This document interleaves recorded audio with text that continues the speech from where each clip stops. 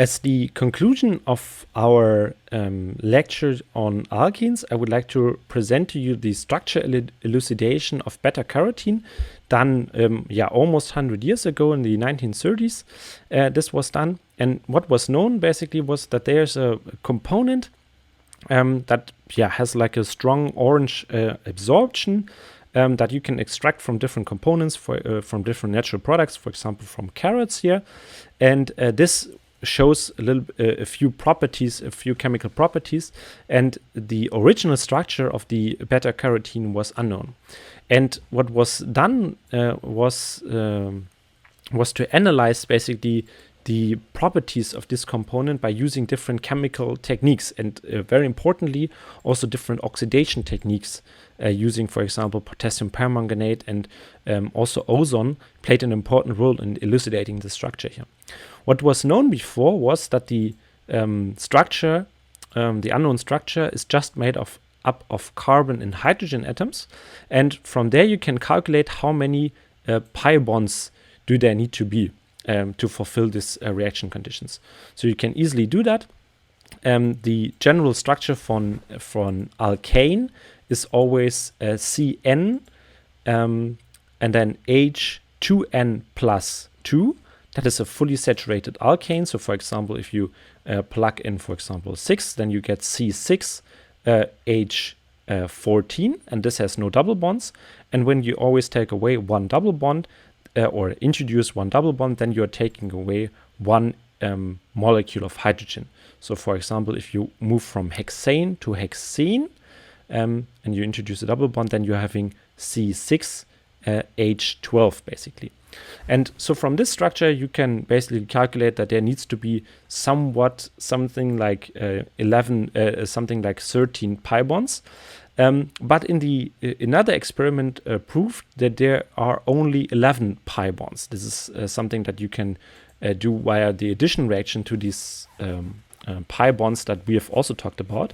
And this tells us that there are only, first of all, of course, only 11 pi bonds, and the missing 2 pi bonds that we would anticipate from this sum formula here can be attributed to the presence of 2 rings. Because if your molecule is circular, it has the same effect on the sum formula as if you would introduce a pi bond overall.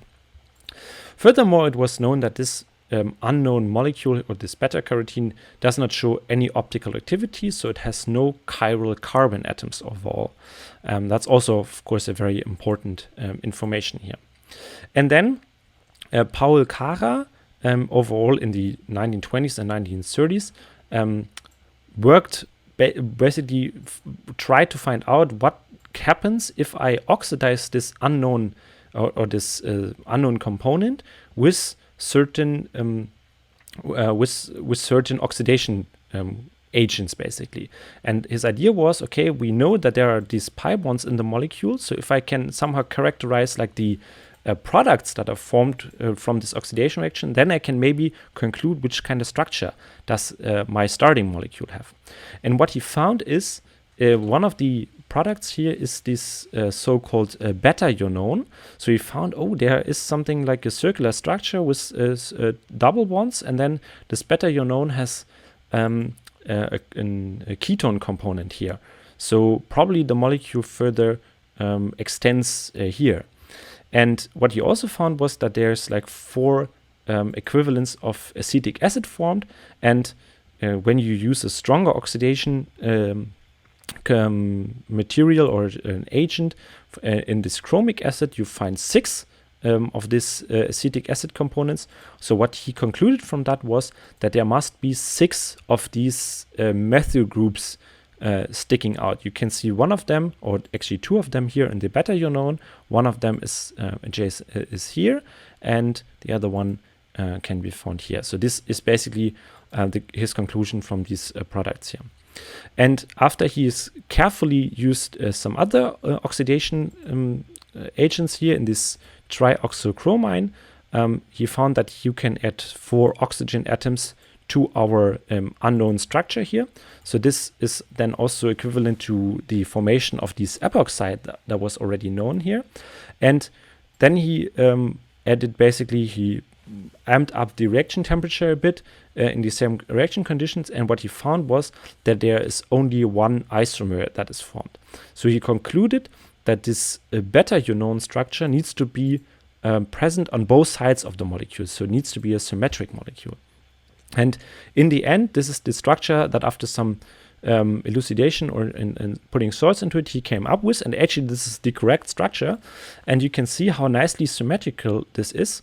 So you see here at either end you see this beta-Unone structure that is formed by cleaving this double bond here, and on the other side you see it as well, and you can also nicely see these 6 double bonds with the methyl group attached here, here, and here. And this explains why he found 6 equivalents of acetic acid here. Overall, this is very nice, and also won him, on top of course, other achievements, the Nobel Prize for Chemistry. And why is the beta-carotene so important? That is because you can, our bodies and also other organisms can produce vitamin A from this beta-carotene, and you can also see where it comes from. That's basically cleaving this central carbon-carbon double bond here to form 2 aldehydes. So in our case, this would be a selective, if we had this technique to selectively cleave it at this position here, we can produce beta-carotene from aldehydes to form vitamin A. And this is of course very important for the nutrition, for the addition of certain nutrients to food and other products as well. So that was the little application of all of these double bond oxidation techniques that I would like to show you. I hope you liked it. And